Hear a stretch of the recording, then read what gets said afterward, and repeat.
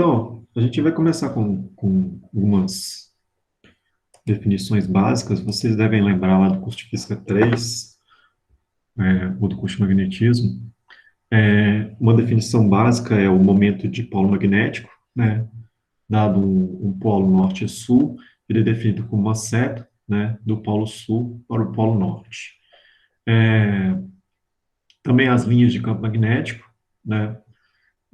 Dado um condutor, né, ou passar por ele uma corrente, você usa lá a regra da mão direita de acordo com a direção da corrente, é uma espira.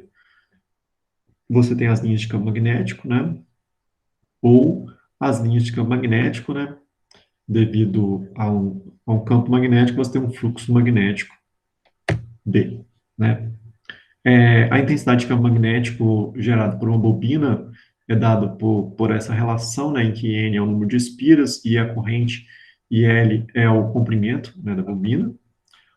Esse campo magnético ele vai gerar uma indução magnética, uma densidade de fluxo magnético, que é dado pela permeabilidade magnética vezes a intensidade do campo magnético, né? E aí nós temos duas situações, né? Quando nós temos apenas a bobina, né? Sem um material no interior, né? Um material, nós temos que a densidade de fluxo magnético é dada por B0, né, no vácuo, que é a permeabilidade magnética no vácuo, vezes o H. Quando você insere um material aqui dentro desse material, esse fluxo magnético ele muda, né, e passa a ser a permeabilidade magnética do material, né, vezes a intensidade de campo magnético. A unidade aqui dessa permeabilidade magnética é o Weber por ampere vezes metro, ou o R por metro. Isso tudo vocês devem recordar lá do curso de Física 3. A permeabilidade magnética relativa é a razão entre as permeabilidades magnéticas do material sobre o vácuo. A magnetização dos sólidos ela vai ser definida por essa expressão, né, que está relacionado ao campo magnético aplicado e a magnetização, né, vezes a permeabilidade magnética. Você também pode escrever isso como função da, da magnetização, a magnetização como função da sucessibilidade magnética, né, sendo a sucessibilidade magnética a permeabilidade magnética relativa menos 1. E aí agora vamos falar um pouquinho sobre as origens do campo magnético, né. O campo magnético ele pode ser gerado lá no átomo, né, de duas formas. Você tem os elétrons que orbitam, né, a órbita dos elétrons que orbitam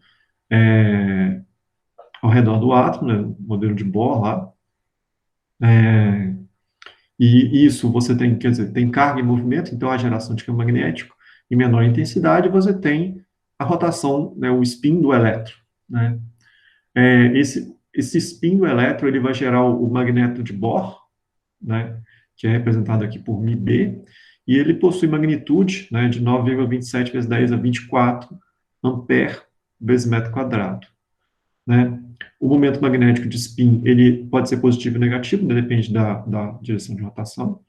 E aí a contribuição do magnético orbital, ele é dado pelo número magnético quântico do elétron vezes esse magnetron de Bohr, né. E aí você tem átomos, né, que você tem esses momentos magnéticos que se cancelam, né, então ele não é magnético, ele é paramagnético, né. E você tem átomos em que existem, quer dizer, esses magnetos, eles têm direções sobrando, então ele é magnetizado, ele tem dipolos, né. E aí a gente começa a classificar os materiais magnéticos, né. Nós temos uma primeira classificação, que são os materiais no qual você aplica lá uma intensidade de campo e você tem uma resposta de fluxo de campo linear. Deixa eu só colocar esse aqui. Descartar.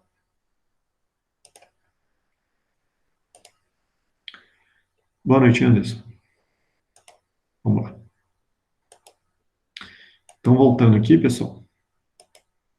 Os materiais diamagnéticos e paramagnéticos, eles possuem uma resposta linear, né, quando você aplica uma intensidade de campo magnético e tem uma resposta de fluxo magnético. O material diamagnético é um material que não tem nenhum dipolo magnético nele, tá certo? Então, quando você não aplica nenhum campo, ele não tem campo magnético. E quando você aplica um campo magnético, a orientação dos dipolos que surgem é ao contrário do campo magnético aplicado. Então, se você aplica esse campo nesse material, ao invés de você ter a resposta do vácuo, né, que é essa linha preta tracejada, você tem uma resposta inferior, né? Esse material aparece subtraindo, né, a densidade de fluxo magnético devido a essa orientação dos dipolos contrária ao campo magnético aplicado. E você tem um material paramagnético, que é essa situação aqui.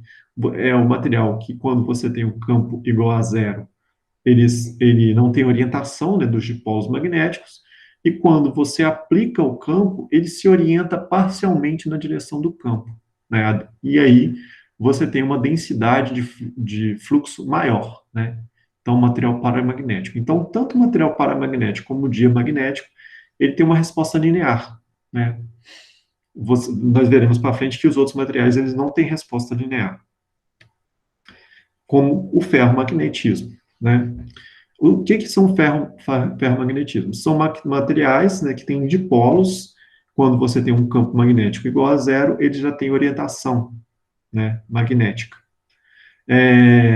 São materiais metálicos, né, que apresentam um momento magnético permanente, né, na ausência de campo externo. Então, você orienta esses dipolos com campo magnético externo e tira, ele fica magnetizado. Ou ele tem uma orientação, uma auto-orientação interna, por exemplo, ocorrem algumas orientações e um vai orientando o outro. São possíveis susceptibilidades magnéticas tão elevadas, né? Isso aqui está errado, é 10 a sexta, tá? Consequentemente, o campo H, né, ele é muito menor do que a magnetização, né, própria do material.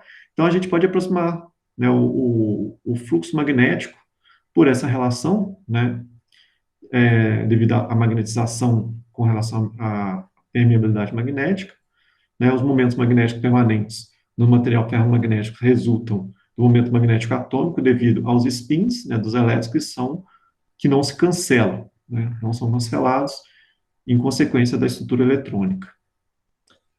A contribuição orbital é bem pequena nessa situação, né, nós temos apenas mais contribuição dos spins. Aqui, como eu falei, o alinhamento mútuo, né? Você pode alinhar ou aplicando um campo magnético externo, ou você ter o alinhamento mútuo dos spins, né, existentes ao longo da região do volume, do cristal relativamente grandes. Essas regiões que se alinham são chamadas de domínios magnéticos, né? Cada domínio magnético, né, então você tem lá uma dada região do seu material que você tem uma única orientação dos seus dipolos, né? E aí você tem outro domínio magnético, no qual a orientação é diferente desse material, mas isso para quando você tem um material policristalino, mas quando você tem um material que é um único cristal, você tem um único domínio. Cada domínio desse material, ele está orientado até a magnetização de saturação, né? Que é o MS. E essa magnetização de saturação tem o correspondente, que é o fluxo de saturação, o BS. Né? Eles se relacionam e têm um correspondente. Existem os materiais antiferromagnéticos, né?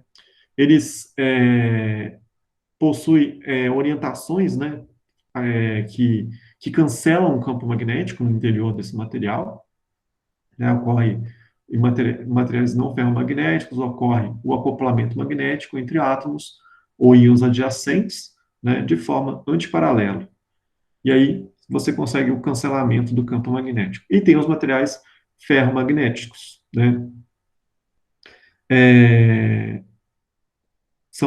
Por exemplo, algumas cerâmicas, né, que têm magnetização permanente, né, as principais cerâmicas, né, ferrimagnéticas, elas são ferritas cúbicas, né?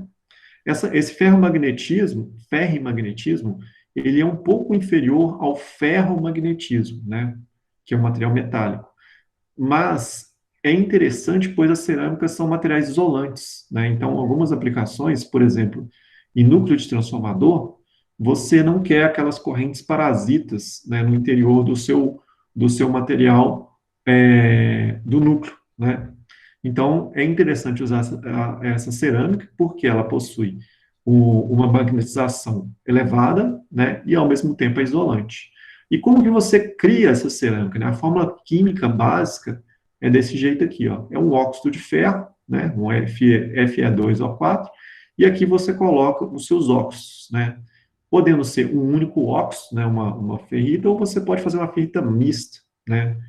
Colocar outros óxidos. Por exemplo, a gente já trabalhou com chumbo, com cobre, manganês, alumina, vários óxidos para a confecção de ferritas cúbicas para aplicações em que você precisa que tenha uma boa magnetização e, ao mesmo tempo, que o seu material seja um bom isolante.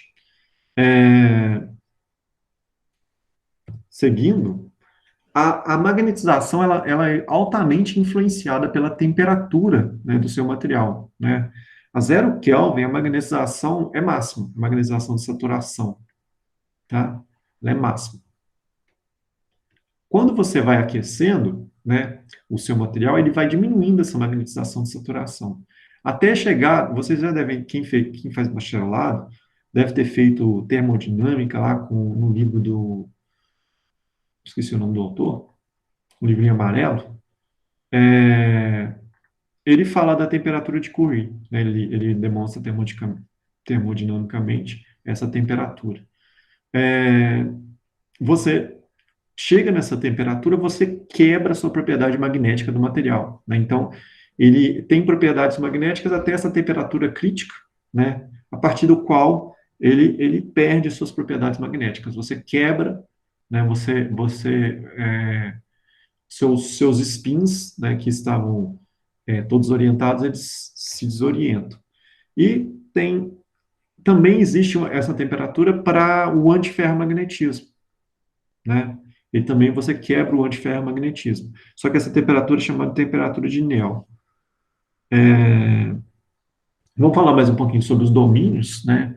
Abaixo da temperatura crítica, né, os materiais ferromagnéticos, eles possuem, como são cerâmicas, né, eles possuem domínios magnéticos, né, regiões. Então, aqui nós temos um monocristal de ferro. Então, aqui tem um certo domínio magnético, aqui outro domínio, aqui domínio, outro domínio. Existem, né, na interface entre esses domínios magnéticos, as paredes de domínio, né? Essas paredes de domínio, elas são regiões em que os dipolos, eles vão se torcendo, né, se contorcendo para fazer a ligação aqui entre os diferentes domínios, os domínios adjacentes.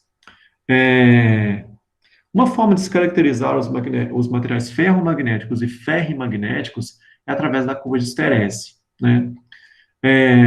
Nós temos que, para os materiais ferrimagnéticos e ferromagnéticos, eles são diferentes, né, dos materiais paramagnéticos. Não tem mais aquele comportamento linear, né? Você tem essa curva, né, que é uma curva de Sterese, né?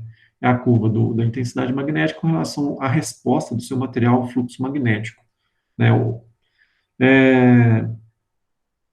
Então, através dessa curva, né, você consegue tirar vários parâmetros como a magnetização de saturação, o campo coercivo, né, propriedades que são importantes para o seu material, né, e a perda também de energia na curva de Sterese.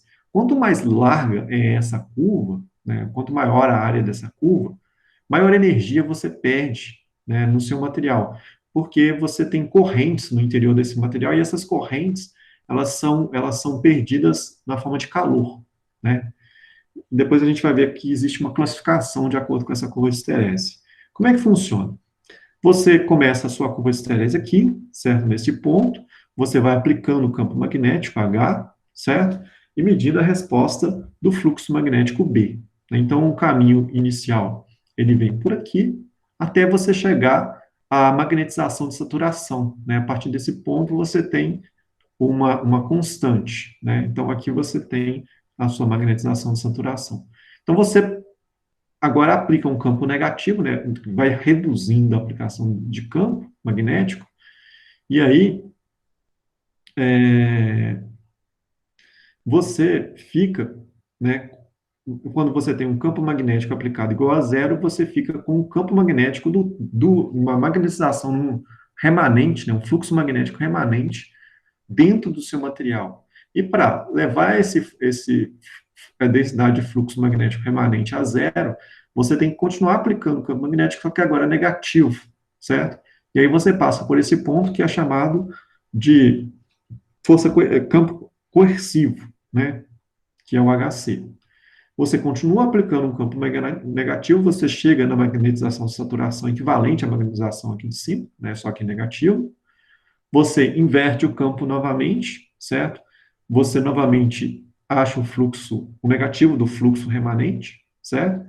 E agora, aumentando o campo magnético, né, você passa pelo positivo da força coerciva e volta à posição de magnetização de saturação. Então, essa é chamada curva de esterese, no qual você tira as principais propriedades, né, do seu material magnético. Aí, Lima, Pode falar? em relação à curva, você tinha falado sobre ela ser mais larga ou mais. Ah, sim. É, Nos próximos slides eu vou discutir isso. tá bom. Aí eu volto. Aqui só uma comparação, né? Aqui o diamagnetismo e o paramagnetismo, né? Uma relação linear, certo? E, quer dizer, esse material no início aqui, ele é diamagnético ou paramagnético, e na região ferromagnética e ferrimagnética, ele não é linear. Aí, antes de falar a parte das áreas, é, falar um pouquinho sobre a anisotropia magnética, né? As propriedades magnéticas dos materiais, elas sofrem diversas influências. Dentre elas, né, se você está trabalhando com monocristal ou com policristal, né?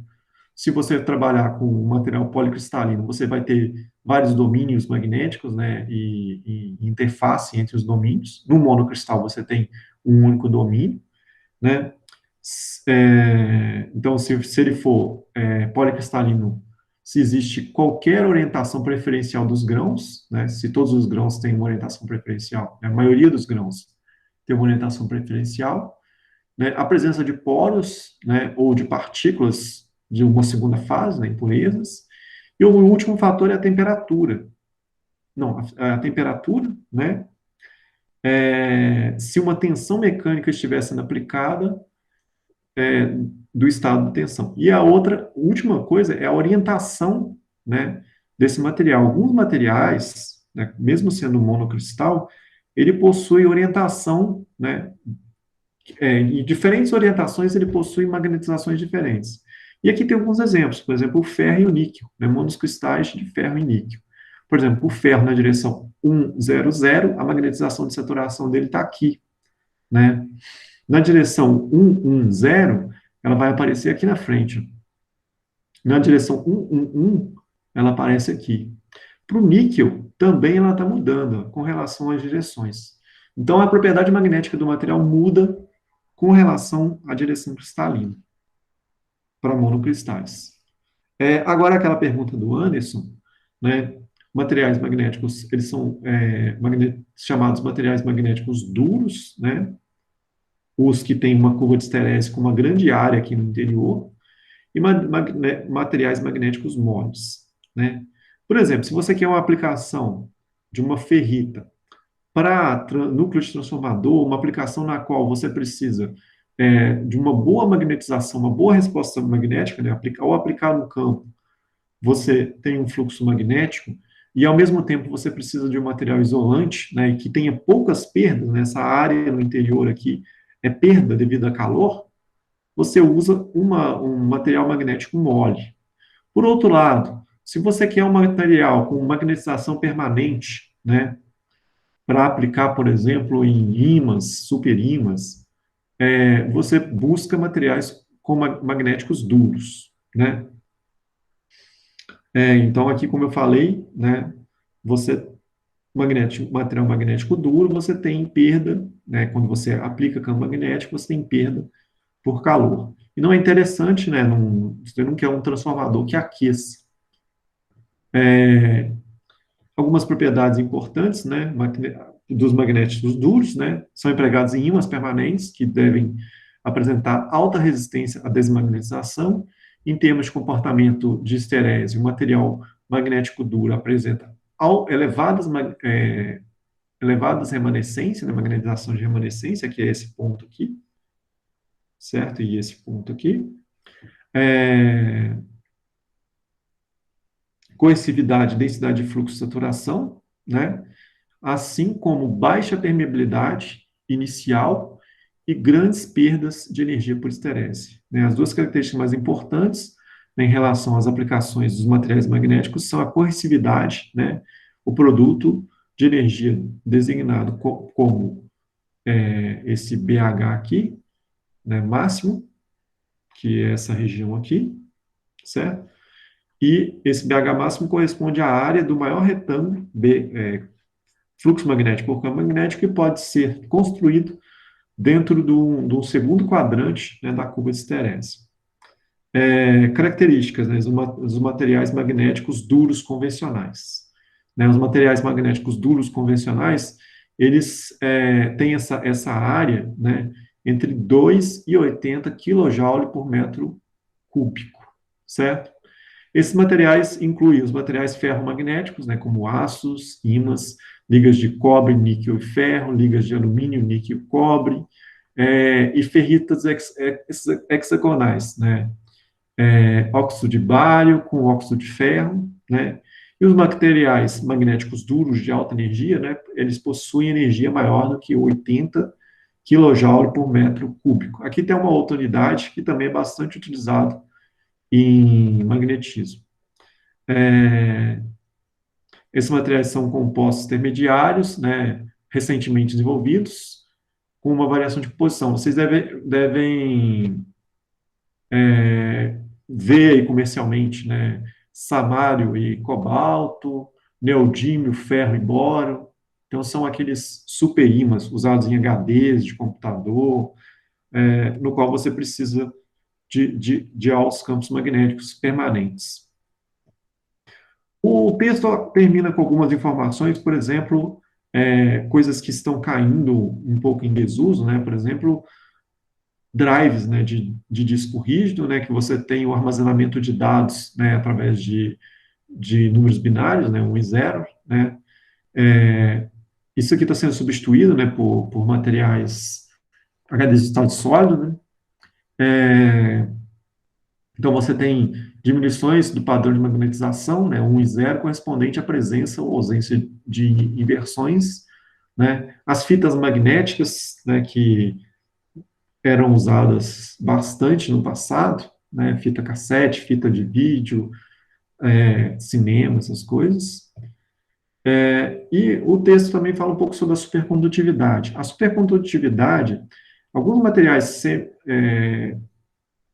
inicialmente foi visto para os metais, né? E aí o material supercondutor. Você abaixava a temperatura do material e quando você chegava próximo a 0 Kelvin, você tinha que a resistência elétrica do material caía a zero, né? Uma temperatura crítica, a resistência elétrica do material caía a zero, próxima de 5, 7 Kelvin. Mais recentemente, eles conseguiram fazer com algumas cerâmicas, né, em temperaturas bem maiores, né, por volta de 200 Kelvin, ter o comportamento supercondutor, né. Então, aqui falando superficialmente, né, do comportamento supercondutor, mas se vocês quiserem saber um pouco mais, eu sugiro que vocês leiam, por exemplo, o capítulo 10 do livro do Kittel, né. Superficialmente, o que você tem? Quando você chega nessa região supercondutora, ao invés de você ter o elétron sozinho, né, você começa a ter pares de elétrons, são chamados pares de elétrons. Né, esses elétrons ficam emparelhados, né, de tal modo que a dispersão por vibração térmica, átomos de impureza, se tornam ineficientes, né. Então, o material tem resistência nula. Mas essa supercondutividade ela pode ser quebrada, né? Como? Você precisa aplicar um campo elétrico, né, para você ter corrente elétrica. Então, dependendo do campo elétrico que você está aplicando, né, uma densidade de corrente elétrica, você quebra a supercondutividade. E outra propriedade que você consegue quebrar a supercondutividade é quando você aplica um campo magnético, né? Você está lá abaixando a temperatura do seu material, supercondutor, né? Você chega na supercondutividade, se você aplica um certo campo magnético, você quebra a supercondutividade do seu material. Então, existe uma região aqui no qual o seu material, de uma temperatura crítica, um campo magnético crítico e uma densidade de corrente crítica, que o seu material é supercondutor, né? Saiu de alguma dessas barreiras, você quebra a supercondutividade. E aí os supercondutores eles são divididos em duas classes, né? São da classe 1, né, eles são completamente diamagnéticos, então você aplica um campo magnético, esse supercondutor ele fica totalmente diamagnético, e aí que esse fenômeno é chamado de efeito Meissner, né? Mas aí quando você aumenta o campo magnético e quebra a supercondutividade, instantaneamente ele deixa de ser diamagnético, né? Ele perde a propriedade de diamagnético. E existe o semicondutor do tipo 2, né? Esse semicondutor, ele não é uma quebra automática, né? Ele tem um intervalo de campo magnético aplicado, né? Em que ele ocorre uma transição, né, de diamagnético para magnético. Você chega nessa temperatura, nesse campo crítico 1, né, ele começa a ter linhas de campo no interior, isso vai aumentando até um campo crítico 2, né? Aí ele tem as linhas penetram completamente nele. Então é isso, pessoal. Vamos às perguntas? Então, a diferença entre o tipo 1 e o tipo 2 é justamente a velocidade em que essa transição ocorre da quebra desse. Isso, justamente. Você tem a quebra instantânea no tipo 1, né? E no tipo 2, essa quebra ela é lenta. Você tem é suavizada. Ok, entendi. Assim, fazer caracterização magnética é relativamente simples, né? Você, não, assim, o mais complicado é preparar o material, né? Você precisa, geralmente, quando vai fazer isso com cerâmica, você precisa quebrar essa sua cerâmica, que geralmente a cerâmica ela é composta de grãos, né? E esses grãos, eles têm regiões de domínio, então você quebra essa cerâmica e esses domínios você deixa meio que aleatório, né? E aí você aplica o campo magnético externo, né? E mede a resposta desse campo magnético, né? O fluxo magnético que é medido, ela é medido através de uma vareta. Você tem uma vareta e essa vareta ela vai vibrando assim, e aqui na ponta você tem sua amostra, né? Então, o mais complicado é colocar a amostra nessa ponta, né? Você tem que pesar, tem que colocar numa forma correta para você ter uma medida certa. Depois da medida pronta, né, aquela curva de esterese, tirar os valores e falar é magnético duro, magnético mole, é relativamente simples, né? Já tem uns limites que você obtém e você calcula. Assim, analisar a medida magnética é a que eu achei mais tranquila.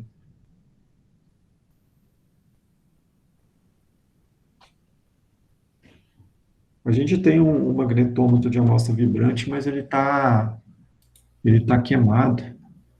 Daqui a uns tempos, quem sabe ele retorna e vocês podem fazer medida nele lá. Sobre o antiferro magnético, a parte de orientação dele é da própria estrutura é cristalina, né? Ou Isso. Você tem tipo, acontece, tipo, você tem os próprios átomos se orientando, se cancelando no interior do material. da maneira como ele é montado na rede que dá essa orientação, então, né? Isso. Aham. uma rotação meio estranha aqui dando. Isso. Ok.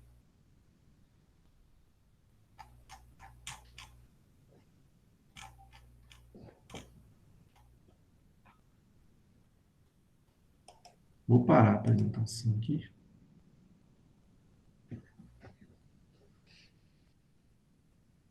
Pessoal, mais alguma pergunta? Da minha parte, acho que não. Fica tranquilo aqui também. Não, ótimo. Pessoal, então eu vou parar a gravação aqui.